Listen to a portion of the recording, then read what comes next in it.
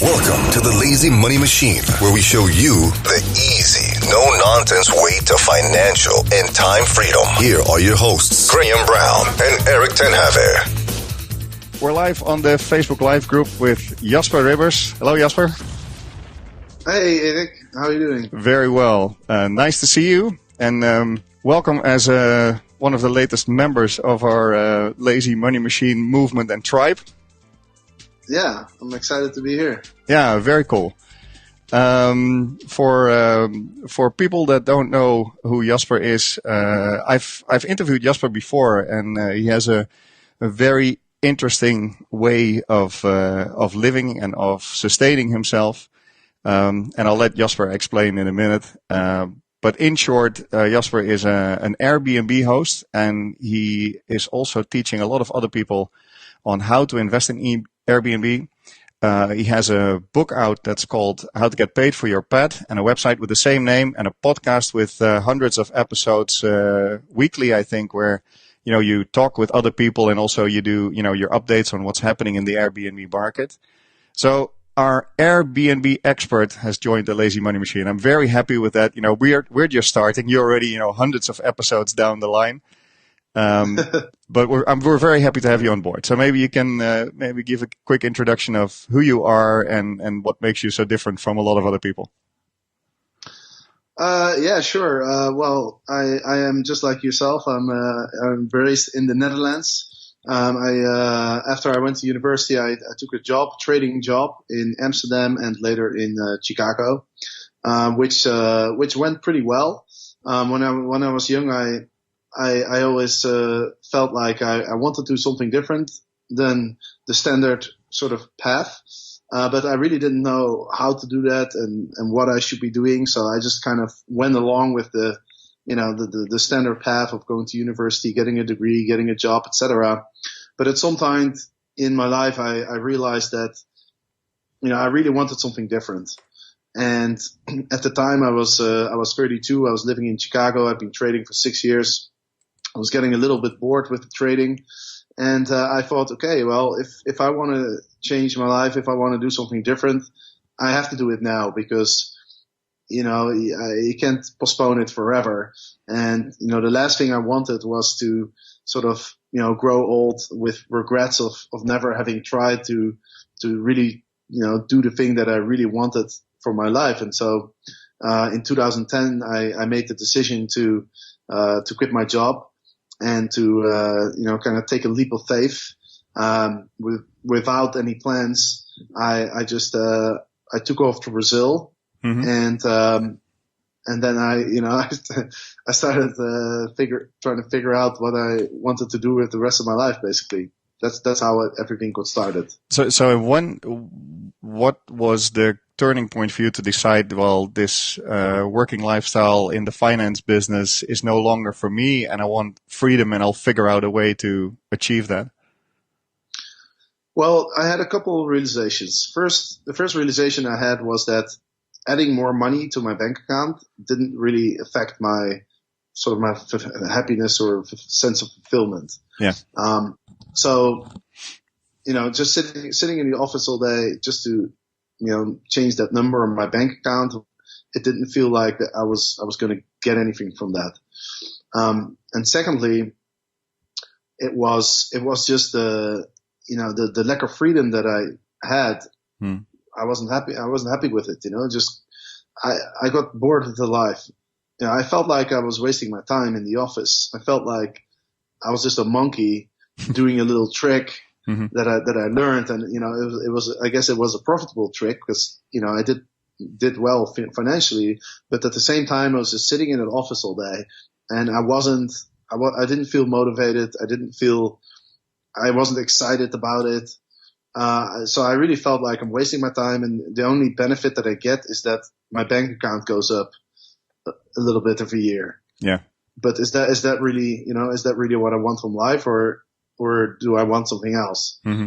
So those two things really, drove me to the conclusion, okay, I want to at least try. I want to at least try to do something different. I don't know if it's going to work out. I don't know if I'm going to be successful. I don't know if I'm maybe I have to go back to a trading job in a couple of years when I run out of money. I had no idea, but at least I wanted to try. I wanted to give it a shot because I really didn't want to have regrets looking back later and saying, okay, I was too scared to do it, but I really wanted to do it, but I just didn't have the ball. This brave decision you've taken to leave your corporate job and try to explore a new lifestyle.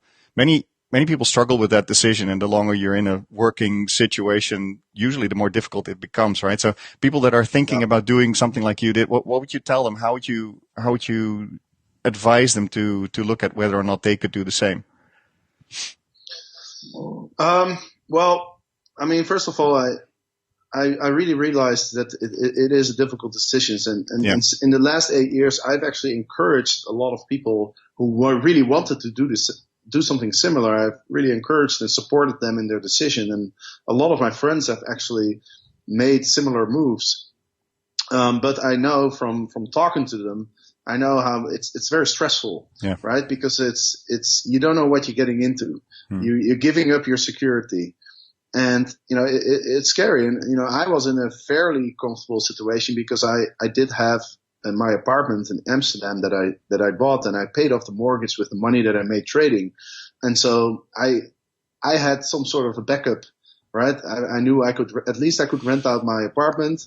And, if worst comes to the worst, I can live in a very cheap country and, I wouldn't end up in the gutter. Yep. But some of the people that I sort of, supported in their decision to quit their jobs, not a lot of them didn't have that much savings, and maybe they had enough savings for 6 months or for 1 year. And so, but they've all made it work. And what that really taught me is that, if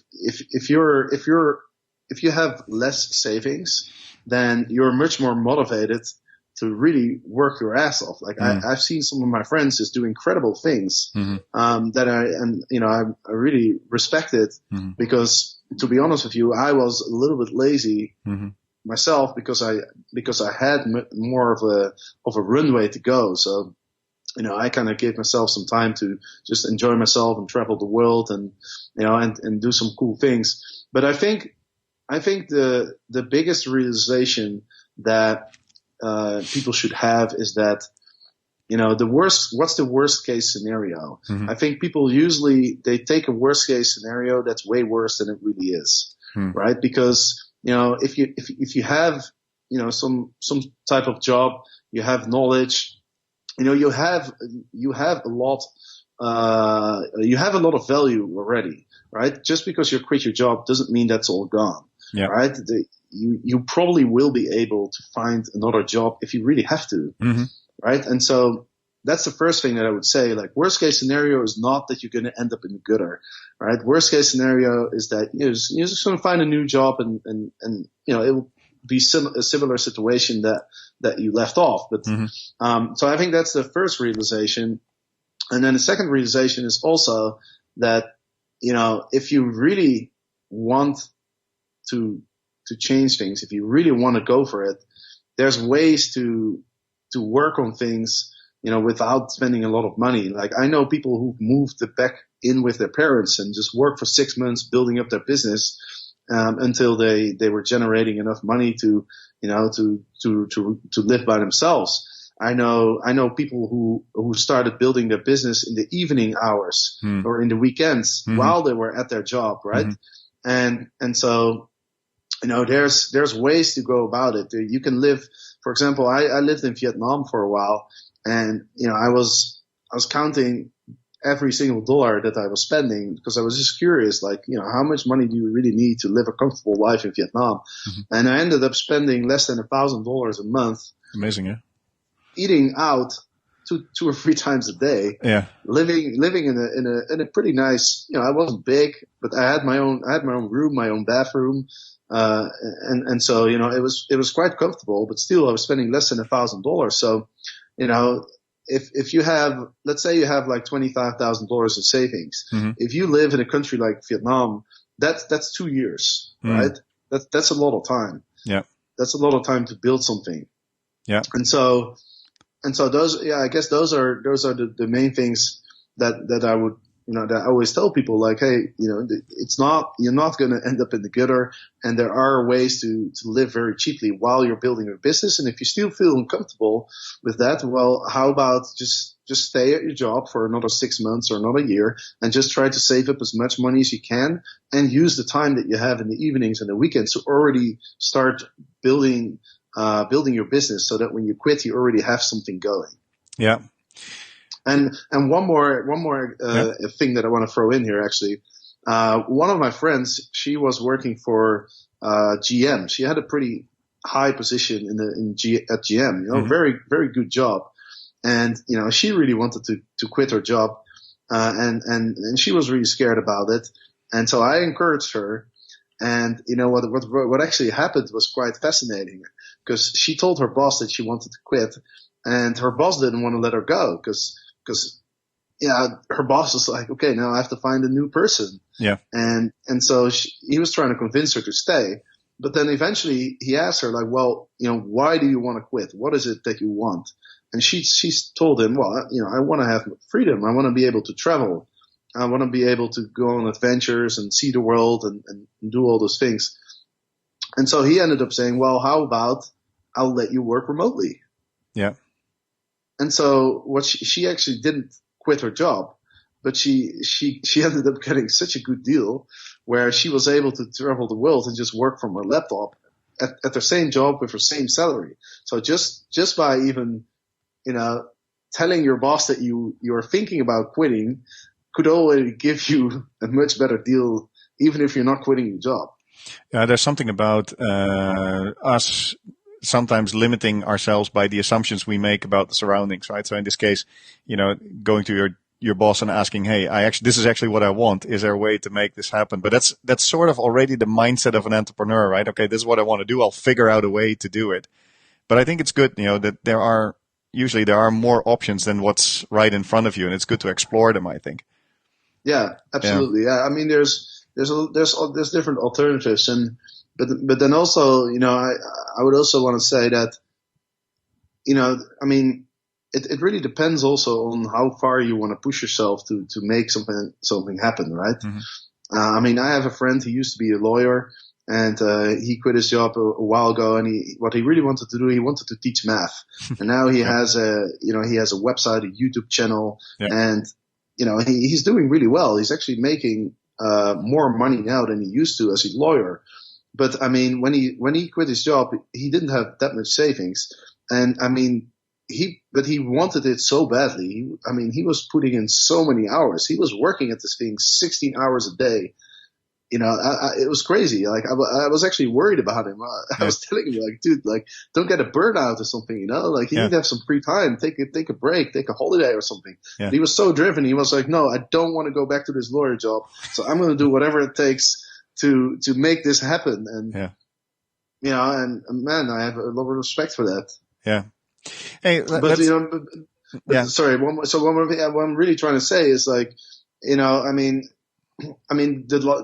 life of, like, having freedom and traveling around, it sounds very glorious, but at the same time, it also comes with a lot of challenges, a lot of, insecurities, a lot of struggles, like ups and downs and all this stuff. And so I really think that, you really have to ask yourself, like, is this really what I want? Because it's not smooth sailing most of the time, And so, there's nothing wrong with just, having a normal job and leading sort of like a quote unquote normal life. So I think it's really important to really ask yourself, okay, do I really want to do this, or is this kind of like a fun thing that I would want to do for a couple months or maybe a year, and then I just want to go back to sort of the security of a regular job? It's important to ask yourself that. Yeah, but also in your situation, and maybe you can talk a little bit about how you live now, but also in your situation, I mean, you are now traveling around the world, living off your Airbnb investments and staying sometimes in your own units. But if you would stop the traveling, if you would go and let's say settle down, right, for another word, somewhere, you would still have the freedom of time to decide, what the hell you're going to do with your time, because you basically have this income coming in anyway. The fact that, you do what you do doesn't mean that you have to go and travel the world, right? You could at any point decide, I'm going to go and settle down in, Mexico or God knows where, and then income would still be there, and you would still have the choice to do there whatever you want to do there. Absolutely. No, you're absolutely right. Yeah. And that's a cool thing. You have the freedom to choose and do what you want. Yeah. So give us a picture about your life. What does it look like now? What is happening with your Airbnb investments? How many of these units do you have, and how do you spend your time now, and what do you do? Well, so, I started renting out my apartment in Amsterdam back in 2012, and I did it for 5 years, until in 2017, the local authorities, they teamed up with Airbnb, and they kind of, the Airbnb agreed to enforce the regulations. They put regulations in place where you can only rent out for 60 days a year. So the Airbnb story was kind of done in Amsterdam. And so I asked myself the question, what am I going to do with my house? Well, I want to keep doing Airbnb. Yeah. And so I sold it. Okay. And with the money, I bought 2 places. I bought one place in the Philippines. I bought one place in Colombia, and I'm currently looking at buying another little studio in Thailand as well. So, my plan now is to really, to buy several places around the world, rent them out on Airbnb when I'm not around, and spend a little bit of time in each of my houses. Yeah. So that's the plan. Now the houses they're still either under construction or being refurbished. Yeah. So they're not listed on Airbnb yet. Mm-hmm. But that's kind of my plan, to have several sort of home bases. Yeah. Maybe 3 or 4 home bases, and kind of just move around between those places. But at the same time, like you said, also having the freedom to change that plan if I want. Just like you said, like right now I'm actually in Amsterdam. And I'm recording this in an office. My friends there, they're running an exchange in cryptocurrencies, and I'm here trading with them. So okay. It's almost like having a real job, Yeah. But I mean, I don't know how long I'm going to do this, but the markets are very. There's a lot of opportunity in the markets right now. And with my trading experience, I can take advantage of it. So who knows? Maybe I'll stay in Amsterdam for a year. If this opportunity is still there. You know what I mean? Like, just like you said, like, just because I have those places and I'm renting out on Airbnb doesn't mean that I have to move around the world all the time. But that's right, basically what I've been doing for 8 years now. I quit my job in 2010. Since then, I haven't been in one place for more than 2 months in 8 years. Wow. So you were telling that there are some challenges with that lifestyle. What are the top 3 annoyances of how you live? Okay, well, I mean, there's 2 categories. There's sort of the practical stuff. Yeah. Of like each time you move, you have to get set up. You have to get a SIM card. You have to get you find the gym. All that kind of stuff. Sort of the logistical side, but that's all practical stuff. I mean, it's not really a huge challenge, right? It's being productive, for example, is a bit challenging when you keep moving around and you have jet lags and different environments and all that kind of stuff. But I'd say the major challenges are not the logistical, the practical things. The major challenges are the mindset and the doubts that you have. Like when I quit my job, I just literally sat on the beach in Brazil and I went on Google and I searched for how to make money online. Yeah. And I had no idea. I didn't know how to build a website. I didn't know anything about the internet, about how to make money. I didn't know anything. Mm-hmm. Right. And so I tried all these different things. And, there's,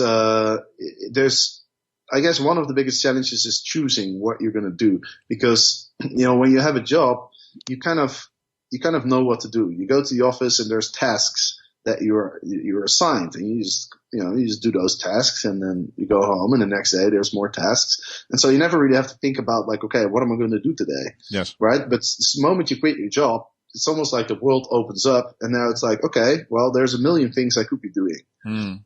Right. And so what happened to me is that I tried to jump on too many things at the same time, and as a result, nothing really worked, nothing really took off. Because I was spending too little time on each separate project. Yes.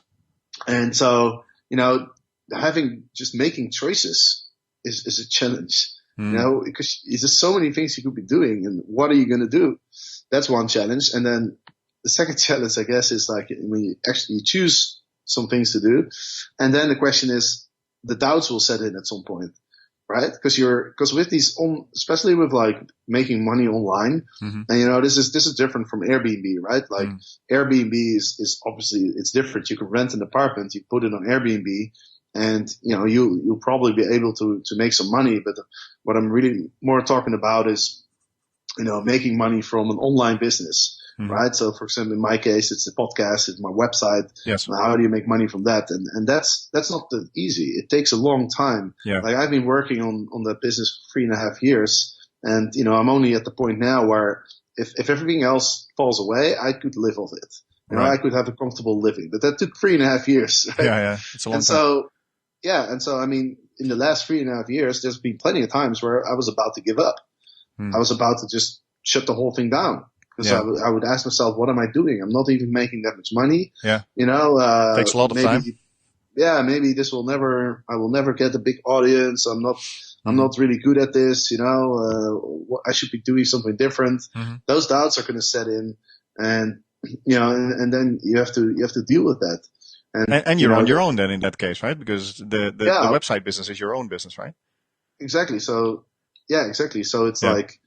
Yeah, I mean, if you're doing it together, then, you know, then I guess you have some support, but that also comes with challenges, I think. Yes. If one person wants to decide to do something else. And I mean, the point is, I mean, it's not smooth sailing. It's ups and downs. There's a lot of insecurities, personal insecurities will pop up. You know, you have that little voice in your head going like, okay, who am I to be providing Airbnb advice? You know, I mean, there's tons of super hosts all around the world. Why do people listen to me? You know, I mean, those kind of questions, they will come up, you know, and when you're having those moments of doubt, you know, it's easy to give up. It's easy to give up and try something new. But I think, the people that I've seen that are very successful at their business, it's like they hang in there. Yeah. You know, they push through those moments of doubt. Yeah. They keep working at it, and a lot of these things, it just takes time. Yeah. You know, it just takes time, right? I mean, if you look at some of the most successful, you know, people like on the, you know, the people that have like big audiences, big communities, and the people that are doing really well, you know, like Pat Flynn or Tim Ferriss, and, you know, there's a whole lot of sort of internet celebrities, you know, who are very successful and they're very inspirational. But if you look at how they started, you know, it wasn't like they were making a ton of cash after 6 months or after 1 year. Yeah, not even after 3 or 4 years usually. A lot of these guys, Tim Ferriss, as well as some of the other names you named, to build their audience has taken them a long time, right? But they kept on going with the same thing until it grows, right? Exactly. I mean, you know, some of these things, especially with the internet, it just takes time to get an audience. Yeah. Right. It's just very slow growth, and there's exceptions, you know, but you know, like for most people, it just time is a big factor. Yeah. Right. So you got to keep that in mind. So, you know, if you're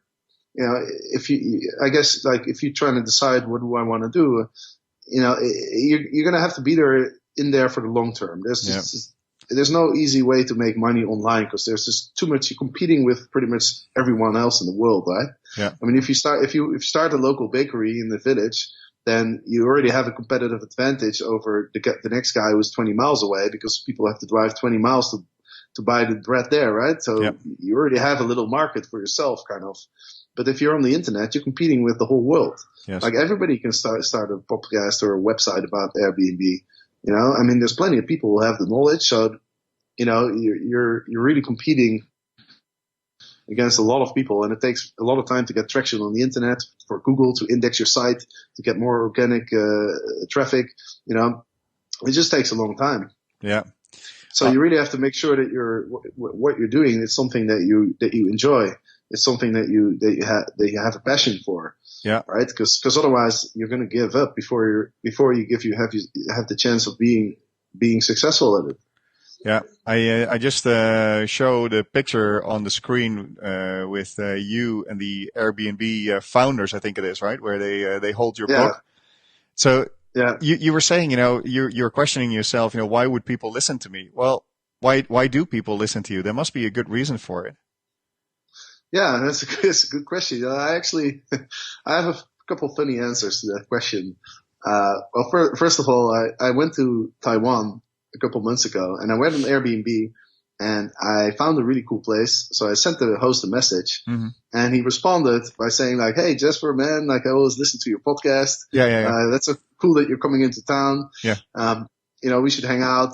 And I didn't actually ended up staying at his place because it wasn't, it didn't fit my dates. Yeah. But we did have, he did invite me for dinner, and so we had dinner together. And so I asked him this very question. It's Yes.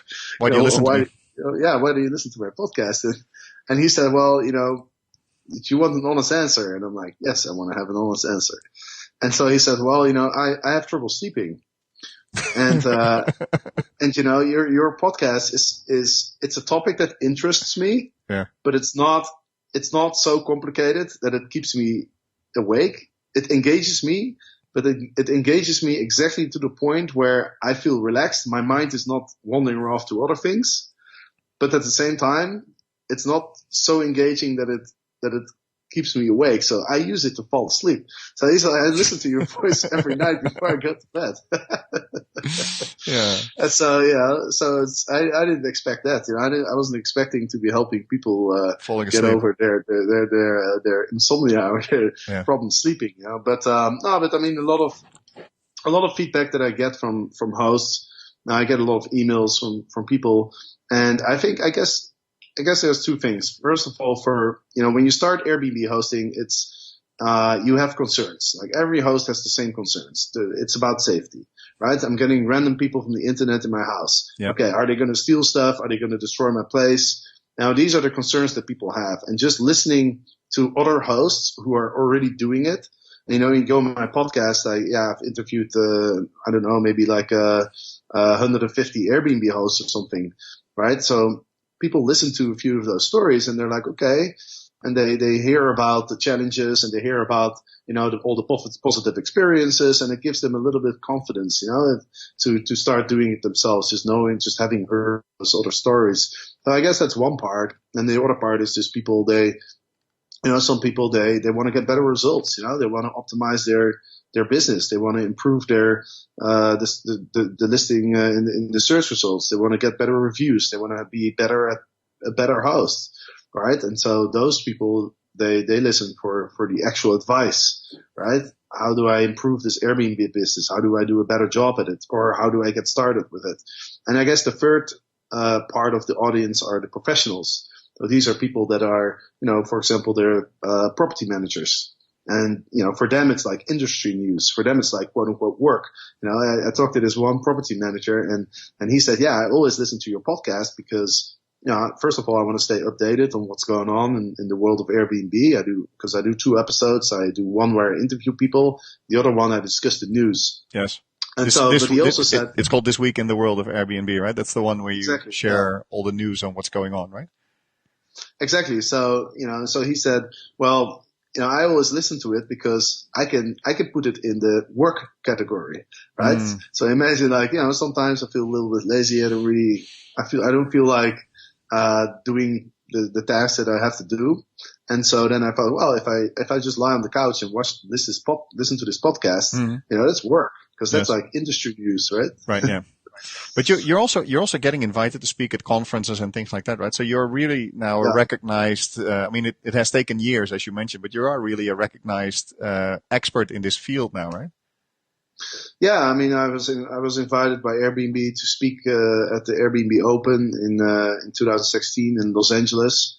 I've been invited to speak at certain other conferences, but I'm not a big name where they pay for my flight and they pay for my expenses and stuff yet. So I don't always go because, I don't always have time or, it doesn't fit my schedule or something. But I've done a few speaking engagement The ones that fit in my schedule. Yeah. And that's also the other thing that I want to show people is that,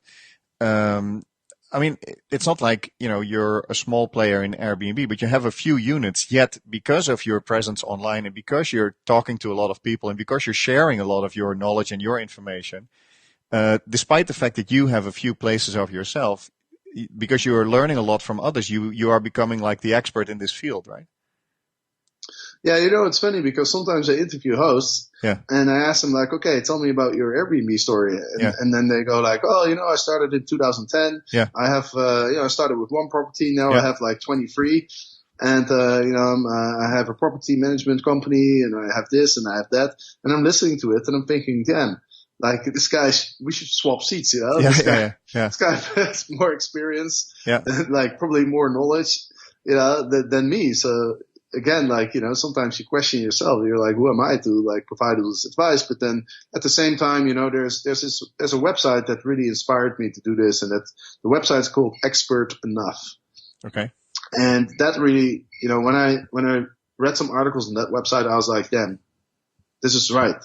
And this website is all about, you don't have to be the biggest expert to share what you've learned, right? Yeah. Because most people, they know very little, right? I mean, anyone, if you've done Airbnb for 6 months, let's say, and you already have enough knowledge to teach somebody who's starting out. Yes. Right. So you don't have to be the biggest expert in the world, but I think sometimes this idea is what holding a lot of people, holding them back, right? Because they're thinking, oh, well, before I start putting myself out there, I want to make sure I'm the number one expert. I know everything. And, I don't know everything at all, like, because I do a lot of other things as well. So, I'm not full time continuously looking at Airbnb and picking up every single change that they make to their website. A lot of time I interview somebody and I learn something myself. I'm like, okay, oh, hey, this is changed on the website. I didn't even see that, like, so I'm not pretending to be the biggest expert, but I know that I'm able to offer a lot of value to a lot of people. And so, I encourage everybody who has that feeling, and I know a lot of people do, of like, well, am I good enough? Do I know enough? Am I really the expert? Just go check out this website, Expert Enough, and just realize that even if you have a little bit of knowledge, that's already good enough. That's already enough to, for you to be able to provide value to other people who know less than you. Yeah. And so that's why this website is called Expert Enough, right? It's like, you're already expert enough, even if you know a little bit. Yeah. That's an interesting thing that we found out with this Lazy Money Machine tribe that we're building on Facebook. We initially thought we would attract people that want to learn from us. But it turns out that the people that are joining have expertise in fields that we know nothing about. And that's really what we're now decided to do. Is like, well, okay, fine, people are attracted to our mission, which is, teach people time freedom and, hopefully with a property portfolio do that.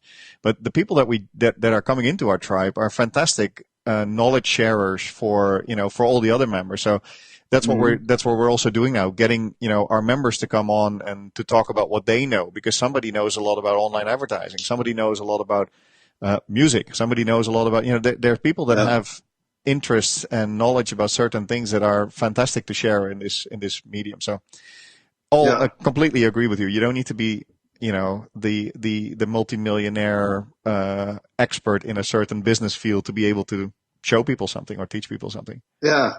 Another good example is I was listening to this podcast on crypto, on cryptocurrencies, and I can't remember the name, but it was called something like the bad crypto guys or something, or they're basically saying like, hey, we don't actually know anything about crypto, but we're going to talk about it anyway. Okay. Right. And that podcast is doing really well. Right.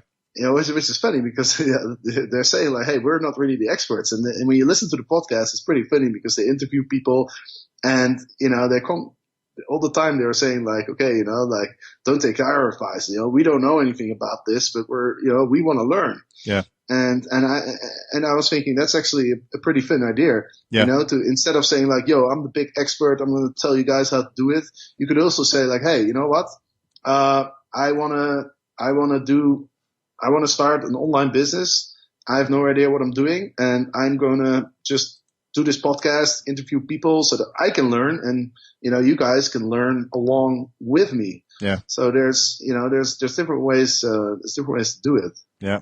Yeah. Graham and I always talk about this. Graham, my partner, and I, and we're always saying you should not make two identities of yourself. So if you go online and you claim that you're the expert, but you're not, I think that's very dangerous. It's better to then go online and say, look, hey, I'm the guy that actually also wants to learn about this, and can you please join me? Yeah, exactly. Yeah, and that way people can also relate to you more. Yeah, and it's I think online, also in what you do, I think authenticity is very important, right? If you pretend that you have 40 units while you don't, people are going to find out, and you're going to be slaughtered online if you do that, right? So it's better to just be absolutely transparent about what you're doing and what your interests are. I've got a question from Graham, and I'll pop it on the screen, and I'll read it to you because our followers on Facebook Live can see what the question is because I put an overlay. But Graham is asking one question for the Q&A session. What is the most common thing that Airbnb hosts get wrong? The thing that prevents them from making a living out of it? What's the number one mistake by Airbnb hosts? That's a good question. I think, well, first of all, let me say that, most of the Airbnb hosts that I see now are actually doing a much better job than, back in the day, like when I started 5 years ago, people were making very basic mistakes. But I think still, I would say still it's the photos on their listing. It's just so important. Like if you've ever booked a hotel or if you've ever booked an Airbnb, 90% of the decision is probably going to be based on what you see in the pictures, right? Mm. And I still see pictures on listings that are taken with the smartphone. I still see listings, and those pictures don't show well. They don't display well on the Airbnb website. So it just looks, if you're looking at an Airbnb listing, you see some of those smartphone pictures or some pictures that are blurry or you can't really see the whole space. You're not going to book it, right? Because you want to know exactly what you're getting into.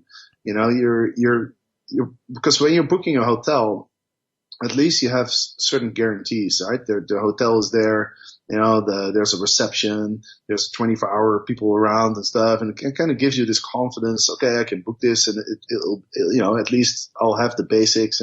But with an Airbnb, you're really depending on the host, right? I mean, if the host doesn't give you access to the house when you show up, for example, you could be on the street. Yes. So you're really depending on the host. So if you're looking at an Airbnb listing, if there's even like a little sense of like, okay, this person doesn't really look professional, this person doesn't really look like he knows what he's doing, it really makes it difficult to book it, right? So it just has to look good. And just have to make sure that, the pictures just show all the different areas of the space and that the pictures are good. It really pays off to invest. And if you don't have, nowadays the smartphones are actually pretty good, but you have to take like the widescreen, the horizontal ones, and what I guess another thing that a host often forget is if you haven't been a guest on Airbnb yourself, book a place in your neighborhood, book an Airbnb in your neighborhood, and just stay there for a couple of days, and just to get that experience. Just, when you're running, an Airbnb is a business, right? Mm-hmm. And with any business, you need to understand your customer, right? And the best way to understand your customer is to be a customer, yes, right? So stay at an Airbnb if you haven't yet, or even if you've already stayed at an Airbnb. Like if you're planning to become a host, you're going to look at things differently when you're a guest, right? Because if you're not planning to be a host, you don't really pay attention to like, okay, what is this host doing right? Yes. What would I do different? What's missing here? Why did I book this place? Yeah. Like you go on Airbnb, especially in your own neighborhood, because you can also learn a little bit about what are people doing in my neighborhood. You can talk to the host. You can ask them like, hey, what kind of guests do you get? Mm-hmm. Right? You can get some info. And so, when you're booking that place, now really pay attention to why am I booking this one? right? You make a selection of 5 listings, and then you say, okay, where would I stay, and why is that? Is it because of a certain picture? Is it because of the price? Is it because of the location? Is it because of the reviews? The reviews are very important. So, when you go through the process and you're very conscious about it, you're paying attention, then you'll understand better, what your potential guests, how they will look at your listing. And then, once you've done that, you create your own listing, and then you pretend to be a visitor to your own city, and then try to be very objective and just look at the top 5 listings in your neighborhood or similar listings to yours, and really ask yourself, okay, am I going to book my place or am I going to book somebody else's place? Yeah, the competition. And right, and if I book somebody else's place, why is that? Yeah. Right, and that's, I guess that going through that process that's usually something that people skip. They go right into it. And so, that's one thing that I always recommend to hosts. And then also think about your audience. Who are the people visiting your city? Are these business travelers? Are these families? If you have a place near Disneyland, you're going to have families, right? So, if you have a garage, how about you turn it into a playroom, right? Where the kids can play. Yeah. It's things like that. It's thinking about like, who are the type of people that visit your area, and if there's multiple sort of demographics, multiple type of audiences that visit your neighborhood, and if you, for example, let's say you're in a big city, right? Let's say you're like downtown New York. Yeah, there's all sorts of people visiting. Yep. So, right, that's such a big market. Then you have to make a choice. Like, who am I going to cater to? Am I going to cater to the couples? Am I going to turn my place into a romantic, Valentine's getaway? Or am I going to focus on the business traveler? I'm going to make my apartment super convenient to work in. Like, have a laptop-friendly desk, have lots of sockets and iPhone chargers and God knows what. So those are really the things that you need to think about before you even get started. And that's something that a lot of hosts will skip. Would you say that for Airbnb, the extras that you do are very important? Like you said, like providing the chargers, or provide a city guide, or are those kind of things important, you think, as a host? Yeah, I do think, absolutely. I mean, when you're on Airbnb, you're not selling a space, you're selling an experience. Yeah. Right? And little things can mean a lot in that experience.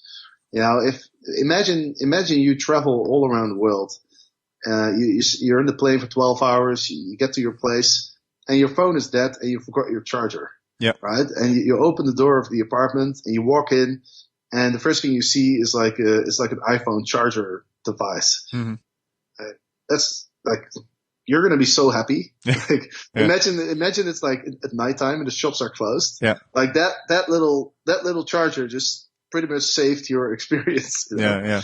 So since you're not in the locations most of the time when your guests are checking in, who do you get to check in your guests in your units? Well, so I've always been what's called a remote host. Right. So somebody who manages the Airbnb listing from remote location. And so, when you do that, you have to have somebody who's managing your space. Yes. I made a deal with my cleaning lady. Okay. A woman that I had known for a long time. And, I basically asked her, hey, do you want to manage my apartment? Which means that, you're going to do the check-ins, you're going to do the cleanings, you're going to like fix, little things if there's, a light bulb or something that has to be replaced. You're going to be on call when, if the guests have any issues. And yeah, she wanted to do it. So I just made sure that I paid her well. Because it's a very important role, the management of your listing. Yeah. So the only thing that I would do is I would just do the communication. Okay. Right? So you do that yourself? I always did the communication myself. Okay. But I made it very clear that I wouldn't be there, right? I made it very clear. Look, I have this lovely person her name is Sandra. She's going to welcome you. Because, one thing that's extremely important when you're doing Airbnb is that you create accurate expectations of what your guests can expect. So you have to be very honest even if there's something that some guest might not like about your apartment, like for example, my place used to be in a pretty busy neighborhood. There's a lot of stuff going on, which is very attractive, but at the same time, there could be some noise, right? And so, after I had one guest kind of tell me, I couldn't sleep well because there was too much noise. So then I realized, okay, I need to let people know. So I put in my description, I made it clear, look, if you're a very light sleeper, if you have trouble sleeping at night, then my place is probably not the best fit. You you should probably stay at a quieter area, because in the end of the day, it doesn't benefit anyone. It doesn't benefit anyone if the experience that the guest has isn't great. It doesn't benefit the guest. It doesn't benefit the host. So it's better to be upfront, not only about the awesome parts of your listing, but also the things that some guests might not like. Yeah, I completely understand that.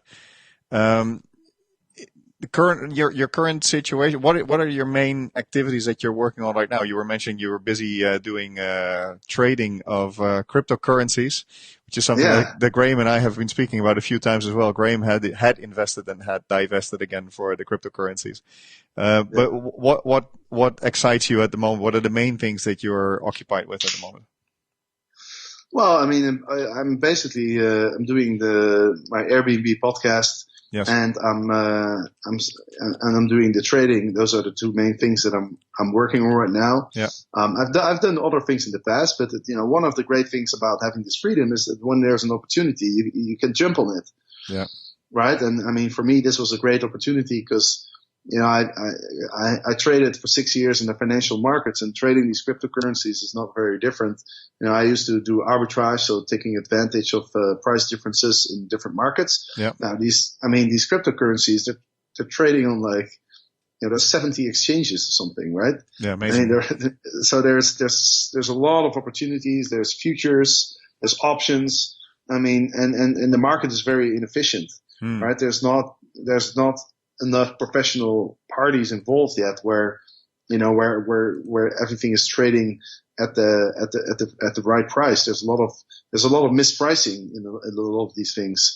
And so, it's fun to, kind of, be able to take advantage of that. And it's exciting market, it's a very young market. Crazy stuff is happening. The markets are down 10% one day. Next day they're up 15%. I mean, this is unheard of if you compare it to financial markets. I mean, it's almost like, I was trading during the financial crash in 2008.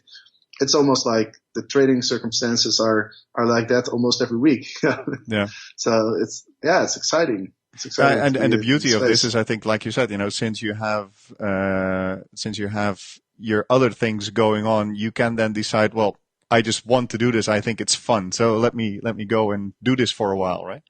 And you're not stuck to a career path as well, right? I mean, you're a host, you're interviewing people, you're a speaker, you're providing content on your website. You basically have a lot of different identities of yourself, right?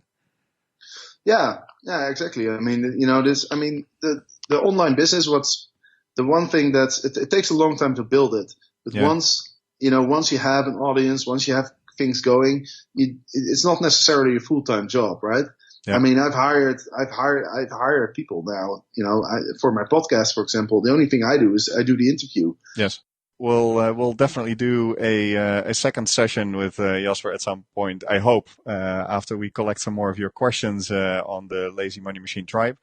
I want to thank you for looking at this live session, or if you see it later on, thanks for that. And we'll see you next week in another episode. You've been listening to the Lazy Money Machine. Find out more at lazymoneymachine.com.